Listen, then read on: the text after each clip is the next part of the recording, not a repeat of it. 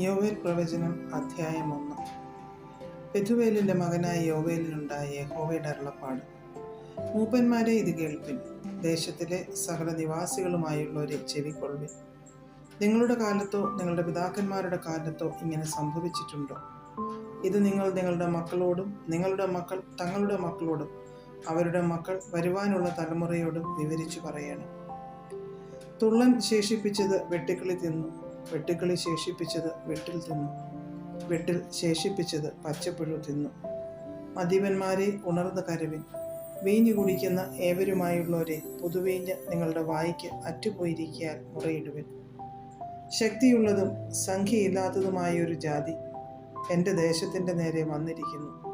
അതിൻ്റെ പല്ല് സിംഹത്തിൻ്റെ പല്ല്, സിംഹിയുടെ അണപ്പല്ലതിനുണ്ട്. അത് എൻ്റെ മുന്തിരിവള്ളിയെ ശൂന്യമാക്കി എൻ്റെ അത്തിവൃക്ഷത്തെ ഒടിച്ചു കളഞ്ഞു. അതിനെ മുഴുവനും തോലുരിച്ചു എറിഞ്ഞു കളഞ്ഞു. അതിൻ്റെ കൊമ്പുകൾ വെളുത്തുപോയിരിക്കുന്നു. യൗവനത്തിലെ ഭർത്താവിനെ ചൊല്ലി ഇരട്ടുടുത്തിരിക്കുന്ന കന്യകയെപ്പോലെ വിലപിക്കാം. ഭോജനയാഗവും പാനീയയാഗവും യഹോവയുടെ ആലയത്തിൽ നിന്ന് അറ്റുപോയിരിക്കുന്നു. യഹോവയുടെ ശുശ്രൂഷകന്മാരായ പുരോഹിതന്മാർ ദുഃഖിക്കുന്നു. വയൽ ശൂന്യമായി തീർന്നു, ധാന്യം നശിച്ചും പുതുവീഞ്ഞ് വറ്റിയും എണ്ണ ക്ഷയിച്ചും പോയിരിക്കിയാൽ ദേശം ദുഃഖിക്കുന്നു.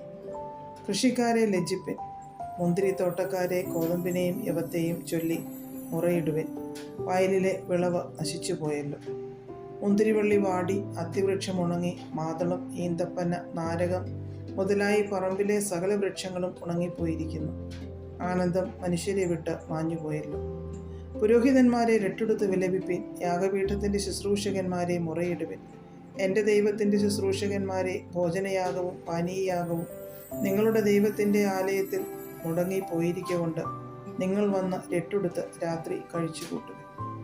ഒരു ഉപവാസ ദിവസം നിയമിപ്പീൻ, സഭായോഗം വിളിപ്പീൻ. മൂപ്പന്മാരെയും ദേശത്തിലെ സകല നിവാസികളെയും നിങ്ങളുടെ ദൈവമായ യഹോവയുടെ ആലയത്തിൽ കൂട്ടിവരുത്തുവിൻ. യഹോവയോട് നിലവിളിപ്പിൻ. ആ ദിവസം അയ്യോ കഷ്ടം! യഹോവയുടെ ദിവസം അടുത്തിരിക്കുന്നു. അത് സർവശക്തൻ്റെ പക്കൽ നിന്ന് സംഹാരം പോലെ വരുന്നു. നമ്മുടെ കണ്ണിൻ്റെ മുമ്പിൽ നിന്ന് ആഹാരവും നമ്മുടെ ദൈവത്തിൻ്റെ ആലയത്തിൽ നിന്ന് സന്തോഷവും ഉല്ലാസഘോഷവും അറ്റുപോയല്ലോ. വിത്ത് കട്ടകളുടെ കീഴിൽ കിടന്ന് കെട്ടുപോകുന്നു. ധാന്യം കരിഞ്ഞു പോയിരിക്കാൻ പാണ്ടികശാലകൾ ശൂന്യമായി, കളപ്പുരകൾ ഇടിഞ്ഞു പോകുന്നു. മൃഗങ്ങൾ എത്ര ഞരങ്ങുന്നു, കന്നുകാലികൾ മേച്ചലില്ലായ്ക കൊണ്ട് ബുദ്ധിമുട്ടുന്നു, ആടുകൾ ദണ്ഡമനുഭവിക്കുന്നു. യഹോവേ, നിന്നോട് ഞാൻ നിലവിളിക്കുന്നു. മരുഭൂമിയിലെ പുൽപ്പുറങ്ങൾ തീയ്ക്കും പറമ്പിലെ വൃക്ഷങ്ങളെല്ലാം ജ്വാലയ്ക്കും ഇരയായി തീർന്നുവല്ലോ. നീർത്തോടുകൾ വറ്റിപ്പോകുകയും മരുഭൂമിയിലെ പുൽപ്പുറങ്ങൾ തീക്കിരയായി തീരുകയും ചെയ്തതുകൊണ്ട് വയലിലെ മൃഗങ്ങളും നിന്നെ നോക്കി കിഴയ്ക്കുന്നു. അധ്യായം 2. സിയോനിൽ കാഹളമൂതുവിൻ, എൻ്റെ വിശുദ്ധ പർവ്വതത്തിൽ അയ്യം വിളിപ്പിൻ. യഹോവയുടെ ദിവസം വരുന്നത് കൊണ്ടും അത് അടുത്തിരിക്കുന്നത് കൊണ്ടും ദേശത്തിലെ സകല നിവാസികളും നടുങ്ങിപ്പോകട്ടെ. ഇരുട്ടും അന്ധകാരവുമുള്ള ഒരു ദിവസം, മേഘവും കൂരിരുട്ടുമുള്ള ഒരു ദിവസം തന്നെ. പർവ്വതങ്ങളിൽ പരന്നിരിക്കുന്ന പ്രഭാതം പോലെ പെരുപ്പവും ബലവുമുള്ള ഒരു ജാതി, അങ്ങനെയുള്ളത് പണ്ട് ഉണ്ടായിട്ടില്ല, ഇനി മേലാൽ തലമുറയായുള്ള ആണ്ടുകളോളം ഉണ്ടാകുകയുമില്ല. അവരുടെ മുമ്പിൽ തീ കത്തുന്നു, അവരുടെ പിമ്പിൽ ജ്വാല ദഹിപ്പിക്കുന്നു. അവരുടെ മുമ്പിൽ ദേശം ഏദൻ തോട്ടം പോലെയാകുന്നു. അവരുടെ പിറകിലോ ശൂന്യമായുള്ള മരുഭൂമി. അവരുടെ കയ്യിൽ നിന്ന് യാതൊന്നും ഒഴിഞ്ഞു പോകുകയില്ല. അവരുടെ രൂപം കുതിരകളുടെ രൂപം പോലെ, അവർ കുതിരച്ചേവകരെ പോലെ ഓടുന്നു. അവർ പർവ്വത ശിഖരങ്ങളിൽ രഥങ്ങളുടെ മുഴക്കം പോലെ കുതിച്ചു ചാടുന്നു. അഗ്നിജ്വാല താളടിയെ ദഹിപ്പിക്കുന്ന ശബ്ദം പോലെയും പടയ്ക്ക് നിലതു നിൽക്കുന്ന ശക്തിയുള്ള പടജനം പോലെയും തന്നെ. അവരുടെ മുമ്പിൽ ജാതികൾ നടുങ്ങുന്നു, സകല മുഖങ്ങളും വിളറിപ്പോകുന്നു. അവർ വീരന്മാരെ പോലെ ഓടുന്നു, യോദ്ധാക്കളെ പോലെ മതിൽ കയറുന്നു. അവർ പാത വിട്ടുമാറാതെ താന്താൻ്റെ വഴിയിൽ നടക്കുന്നു. അവർ തമ്മിൽ തിക്കാതെ താന്താൻ്റെ പാതയിൽ നേരെ നടക്കുന്നു. അവർ മുറിവേൽക്കാതെ ആയുധങ്ങളുടെ ഇടയിൽ കൂടി ചാടുന്നു. അവർ പട്ടണത്തിൽ ചാടിക്കടക്കുന്നു, മതിലിന്മേൽ ഓടുന്നു, വീടുകളിന്മേൽ കയറുന്നു. കള്ളനെ പോലെ കിളിവാതിലുകളിൽ കൂടി കടക്കുന്നു. അവരുടെ മുമ്പിൽ ഭൂമി കുലുങ്ങുന്നു, ആകാശം നടുങ്ങുന്നു, സൂര്യനും ചന്ദ്രനും ഇരുണ്ടുപോകുന്നു. നക്ഷത്രങ്ങൾ പ്രകാശം നൽകാതിരിക്കുന്നു. യഹോവ തൻ്റെ സൈന്യത്തിന് മുൻപിൽ മേഘനാദം കേൾപ്പിക്കുന്നു.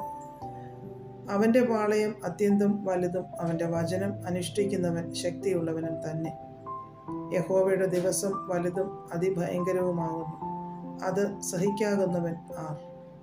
എന്നാൽ ഇപ്പോഴെങ്കിലും നിങ്ങൾ പൂർണ്ണ ഹൃദയത്തോടും ഉപവാസത്തോടും കരച്ചിലോടും വിലാപത്തോടും കൂടെ എങ്കിലേക്ക് തിരുവിനെന്ന് യഹോവയുടെ അരുളപ്പാട്.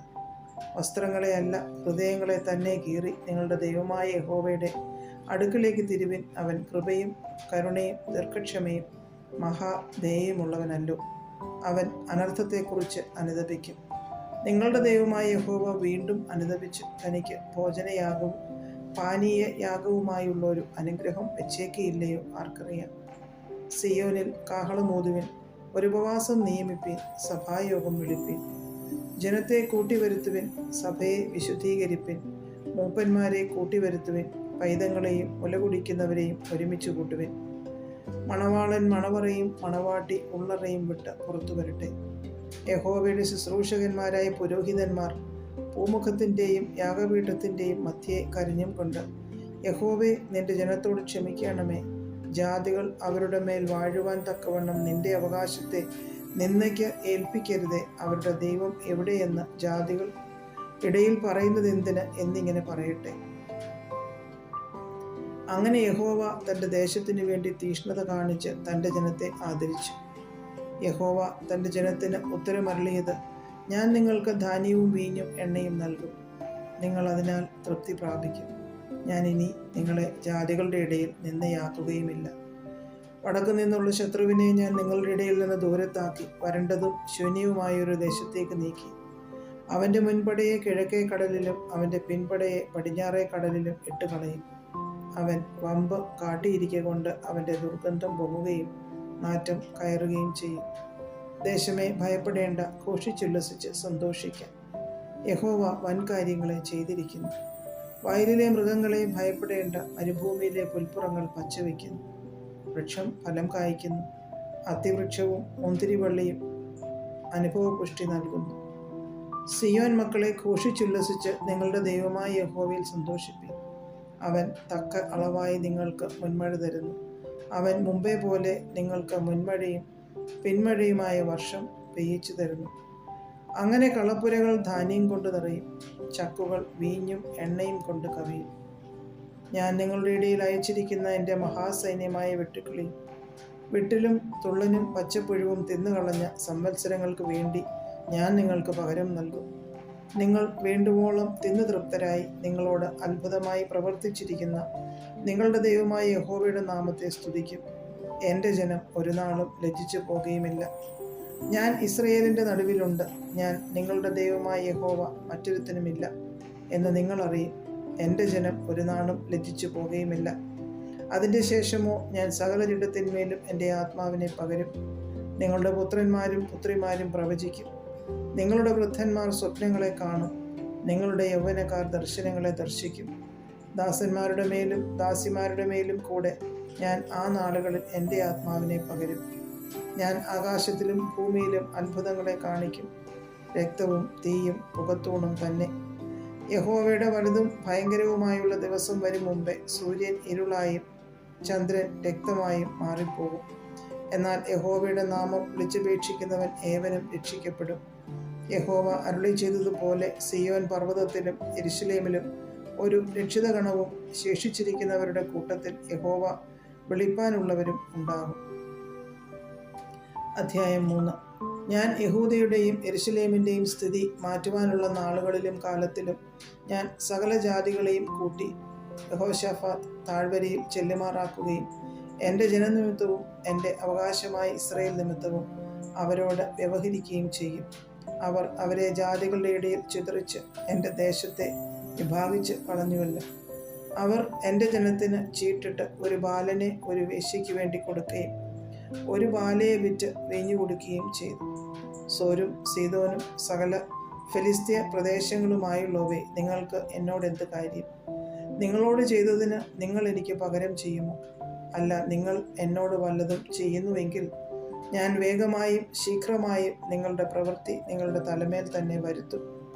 നിങ്ങൾ എൻ്റെ വെള്ളിയും പൊന്നും എടുത്ത് എൻ്റെ അതിമനോഹര വസ്തുക്കൾ നിങ്ങളുടെ ക്ഷേത്രങ്ങളിലേക്ക് കൊണ്ടുപോയി യഹൂദ്യരെയും യെരൂശലേമിനെയും അവരുടെ അതിരുകളിൽ നിന്ന് ദൂരത്തകറ്റുവാൻ തക്കവണ്ണം നിങ്ങൾ അവരെ യവനന്മാർക്ക് വിറ്റുകളഞ്ഞു. എന്നാൽ നിങ്ങൾ അവരെ വിറ്റുകളഞ്ഞിടത്ത് നിന്ന് ഞാൻ അവരെ ഉണർത്തുകയും നിങ്ങളുടെ പ്രവൃത്തി നിങ്ങളുടെ തലമേൽ തന്നെ വരുത്തുകയും ചെയ്യും. ഞാൻ നിങ്ങളുടെ പുത്രന്മാരെയും പുത്രിമാരെയും യഹൂദിയർക്ക് വിറ്റുകളയും. അവർ അവരെ ദൂരത്തുള്ള ജാതിയായ ശെബായർക്ക് വിറ്റുകളയും. യഹോവ അത് അരുളി ചെയ്തിരിക്കുന്നു. ഇത് ജാതികളുടെ ഇടയിൽ വിളിച്ചു പറവിൻ.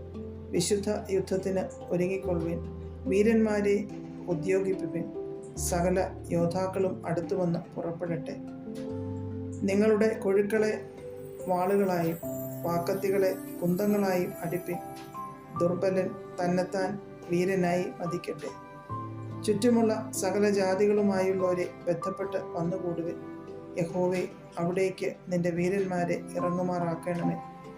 ജാതികൾ ഉണർന്ന് യഹോശാഫാത്ത് താഴ്വരയിലേക്ക് പുറപ്പെടട്ടെ.